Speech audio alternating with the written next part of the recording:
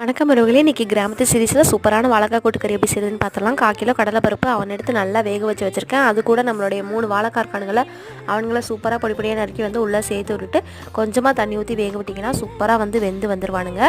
கொஞ்சம் நேரம் மூடிட்டு எடுத்து கிளறிட்டு அதுக்கப்புறம் மஞ்சள் சீரகம் அரைச்சி இன்றைக்கி இவர் தான் மெயினான டிஷ். இதில் இவரை உள்ளே சேர்த்துட்டோன்னா சூப்பராக இருக்கும். கொஞ்சோண்டு மஞ்சள் சீரகம் வெள்ளைப்பொடி மட்டும் வச்சு அரைச்சி நீங்கள் சேர்த்திங்கன்னா நல்லாயிருக்கும். மஞ்சள் சீரகம் அரைச்ச தண்ணியே இருந்துச்சு, அதையுமே கொஞ்சம் கொஞ்சமாக சேர்த்து கிளறி மூடி வச்சு வேக விட்டுக்கோங்க.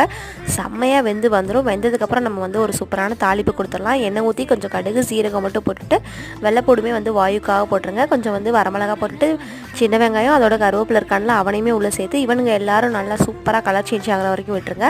நல்லா சேஞ்ச் ஆனதுக்கப்புறம் நம்ம வாழைக்காய் அவனை நான் ரொம்ப தண்ணியாக இல்லாமல் கொஞ்சம் கெட்டியாகவே தான் வேக வச்சு எடுத்து வச்சுருந்தேன். அவனையும் உள்ளே சேர்த்துட்டு லாஸ்ட்டாக பார்த்திங்கன்னா மெயினான ஒருவர் இந்த தேங்காய் பூ அவரை சேர்த்துட்டிங்கன்னா சூப்பராக இருக்கும். ட்ரை பண்ணி பார்த்துட்டு கமெண்ட்டில் சொல்லுங்கள். Bye bye.